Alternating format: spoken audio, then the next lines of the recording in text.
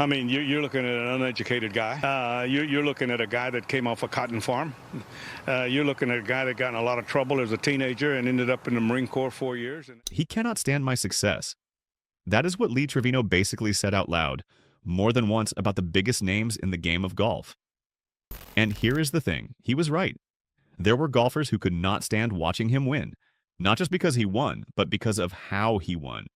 Loud, laughing, talking, joking, and still beating every perfect, polished golfer who stepped onto that course thinking they had him figured out.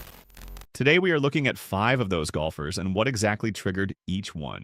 But before we get into it, if this kind of story is your thing, go ahead and give this video some hype right now. Hit that hype button and keep it going. It really does help the channel grow. Now, back to the man who drove golf's elite absolutely crazy. Lee Trevino did not come from their world. He did not grow up on manicured fairways with a coach standing behind him fixing his grip. He grew up in a Texas shack. He left school at 14. He learned the game on hard dirt, in caddy shacks, in high-stakes gambling matches where losing was not just embarrassing. It meant you went home with nothing. Every single swing he ever made had a price attached to it. That kind of pressure either breaks you or builds something that no university golf program can teach. For Trevino, it built something that the establishment could not explain and could not beat, and that made them furious. His swing looked wrong to them. Open stance, aiming left, a low, boring fade that purists called ugly. But that ugly swing delivered the club face perfectly square at impact, time after time, under the biggest pressure in the world. He said it himself, the golf ball does not care where your feet are. That line sounds like a joke. It was not a joke. It was a challenge, a direct shot at every golfer who had devoted their life to looking perfect on the course.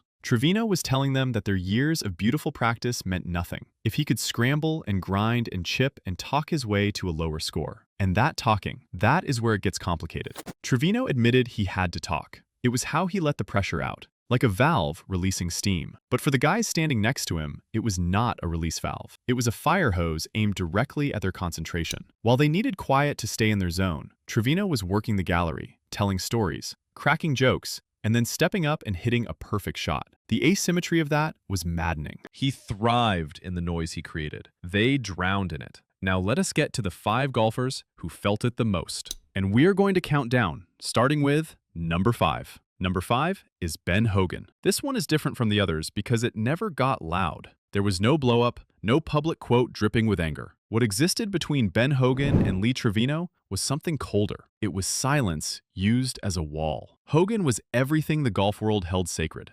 Disciplined, quiet, obsessive about mechanics. He had built his entire legacy on the idea that greatness came from a specific kind of dedication. Solemn, solitary. You dug it out of the dirt alone, in silence, and you earned it one painful swing at a time. That was the Hogan Code. Then along came Trevino, loud, funny, unconventional in every possible way. And here is the part that made the tension so layered. Trevino had actually modeled much of his ball striking after Hogan, the fade mechanics, the grip adjustments, the low penetrating flight. He had studied Hogan the way a student studies a master. But socially, personally, in every way that Hogan valued, Trevino was the opposite. Trevino himself said it plainly. Mr. Hogan never said much to me. He remembered watching Hogan work on the practice tee from a distance, never feeling like he could walk over and start a conversation, because the message coming off Hogan was clear without a single word being spoken. You do not belong here in this mold. Hogan was known to watch Trevino play at the Colonial Invitational. He acknowledged the ball striking. He could see the physics working. But publicly, socially, the elder statesman of golf kept Trevino at arm's length. And that distance was its own kind of judgment. Trevino had taken Hogan's mechanics and applied them through a gambler's mindset, through humor and noise and chaos. And it worked. That challenged everything Hogan's legacy stood for. The idea that there was only one right way to earn greatness. Trevino proved there was another way to get there, and the silence from Hogan's corner said more than any direct criticism ever could. Number 4 is Curtis Strange. Curtis Strange arrived on tour slightly after the peak of Trevino's dominance, but he carried the same serious, hard-edged competitive identity that the old guard had always valued. Strange believed the tour was a place of serious, unforgiving work. No frills, no performance. Raw grit and internal focus. That was the currency he respected. Trevino paid in a completely different currency. He talked to galleries. He used humor to manage his nerves. He turned every round into something that felt more like a performance than a grind. And he kept winning. 6 majors, an international icon, beloved by fans everywhere. For someone like Strange, who had internalized his toughness, who believed that the face you showed on the course should be hard and focused and serious, watching Trevino smile his way to trophy after trophy was a specific kind of irritation. It was not a personal feud. There was no blow-up, no famous confrontation. What it was a clash of beliefs about what professional golf was supposed to look like. Strange's resentment was the resentment of the serious guard, watching someone break every unwritten rule of how a champion should carry himself, and getting rewarded for it. Trevino was winning while smiling, while talking, while the crowd laughed with him. Trevino's success validated a style that the serious crowd had always quietly dismissed. And the chilling part for players like Strange was this: Trevino's smile was not weakness. It was armor. He used it to make opponents underestimate him, and then he dismantled them. The smile was the weapon. The joke was the setup. The win was the punchline. And there was nothing Strange or anyone in that serious camp could do to stop it within the rules of the game. Number 3 is Tom Weiskopf. If Strange's resentment was quiet, Weiskopf's was anything but. Tom Weiskopf had one of the most beautiful swings in professional golf history. Classical, fluid, the kind of motion that coaches showed students as the ideal. He was known as the Towering Inferno, which tells you something about the intensity he brought to everything. He cared deeply about how the game looked, how it felt, what it meant. Golf, to Weiskopf, was a pursuit of technical perfection. Then there was Trevino, scrambling, chipping, joking with fans mid-round, winning with what Weiskopf's entire belief system told him was the wrong approach. And Weiskopf was not shy about it. He was quoted directly, clearly, without any diplomatic softening. He said, "I did not like him. Not, I had trouble with his style. Not, we were not close. He did not like him." The Muirfield chip-in at the 1972 Open Championship made it worse.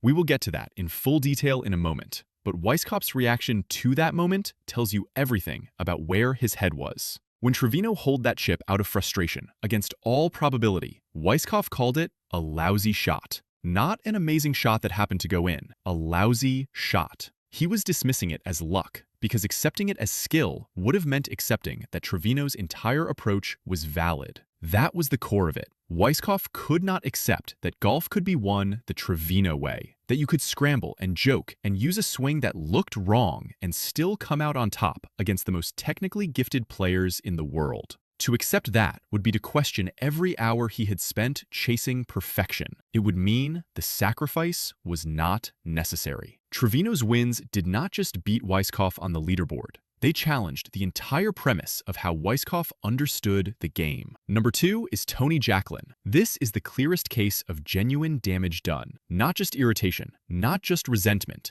real, lasting damage to a career. Jacklin was the hero of British golf. A major champion, a player who carried the hopes of an entire country on his shoulders every time he teed it up. And then he crossed paths with Lee Trevino. The 1972 Open Championship at Muirfield was the breaking point. Jacklin and Trevino were tied at the top of the leaderboard going into the 17th hole in the final round. Trevino had gotten himself into serious trouble. Bunker, deep rough. He had, by all accounts, mentally checked out of that hole. He hurried a chip shot out of frustration, the kind of swing you make when you have already accepted the damage. The ball went in the hole, par saved from nothing. What that moment did to Jacklin was catastrophic. He was standing on the green with a birdie putt, safely in position, watching his opponent essentially gift him a stroke gap. And then, in one absurd, laughing, impossible moment, that gap disappeared. Jacklin 3-putted, bogey. He lost the championship by a single stroke. He later said he was never quite the same player ever again. That is one of the most honest and heartbreaking things a professional athlete can admit.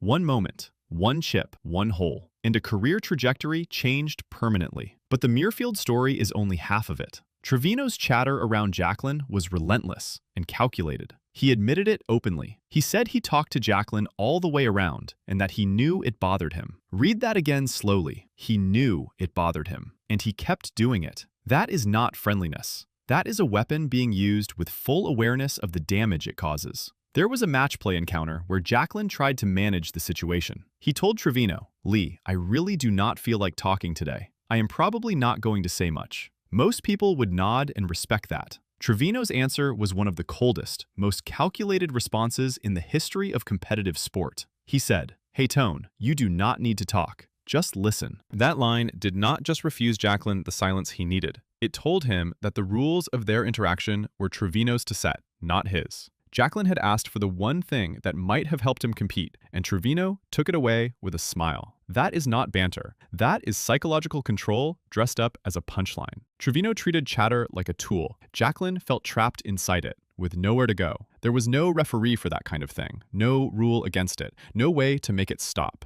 The resentment that grew from those encounters was not pettiness. It was the residue of a man who felt that an entire era of his career had been stolen from him, one joke at a time. Number 1 is Jack Nicklaus. This is the one that defines everything. The rivalry that captures the full picture of who Lee Trevino was as a competitor and why the establishment could never quite make peace with him. Jack Nicklaus was the greatest golfer in the world, maybe the greatest the sport had ever seen. He had the game, the mind, the presence. When Nicklaus locked in, he was a machine, silent, focused, inevitable. Opponents knew it. Galleries felt it. The course itself seemed to tighten up around him. Trevino walked onto that stage and treated it like a playground. The 1971 U.S. Open at Merion is the defining moment, an 18-hole playoff between Trevino and Nicklaus. The atmosphere was thick with the weight of the moment. Nicklaus sat on the first tee with his head down, doing what he always did, going inward, building the mental wall that made him so hard to beat. And then, Trevino reached into his bag and threw a rubber snake at his feet. Think about that for a second. On the first tee of a U.S. Open playoff, against the greatest golfer alive, with the whole world watching, Trevino chose to toss a toy snake. The gallery laughed, the tension cracked, and the mental environment that Nicklaus had spent years building around himself shattered before a single shot was hit. That was not a joke. That was a tactical strike. It signaled that Trevino had no respect for the traditional solemnity of the moment, and that Nicklaus would have to play the entire round without the serious atmosphere he used as a competitive weapon. Trevino won by 3 strokes. Nicklaus later called Trevino the hardest to beat of all his contemporaries. That sounds like a compliment, and in some ways it is, but sit with it for a moment. Nicklaus believed he could outswing anyone. He believed in preparation and mechanics and the quiet power of his own focused mind. What he found with Trevino was a competitor who disrupted all of that and still delivered. The chatter, the jokes, the snake on the first tee, it all added up to a player who could pull Nicklaus out of his own head and still make every shot count when it mattered.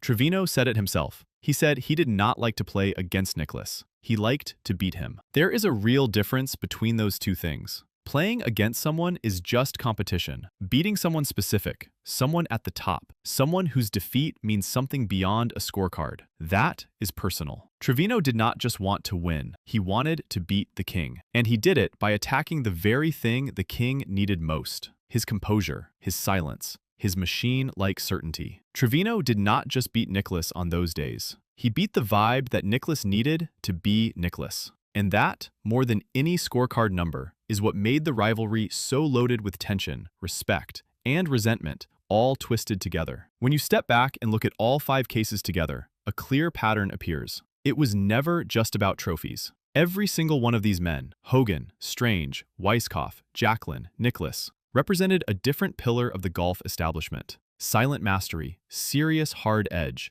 aesthetic perfection, national pride, mechanical greatness. And Trevino walked through all 5 pillars with a joke on his lips and a scrambling chip and an ugly fade that always found the fairway. The jealousy these men felt was the price of disruption. Trevino broke the unwritten rules. He came from the wrong background. He had the wrong swing. He made the wrong sounds on the course. He refused to be solemn when solemnity was expected. And he kept winning anyway. That was the part no one could process. You can dismiss someone who breaks the rules and loses. But someone who broke every rule and won 6 majors forced a reckoning the establishment was never ready for. His talking was not just noise. It was a release valve for his own pressure and a crowbar prying open the concentration of anyone standing beside him. His swing was not just unorthodox. It was proof that impact physics matter more than pretty motion. His humor was armor and weapon combined, something rivals could not replicate and could not stop. Every piece of who he was on that course served a purpose.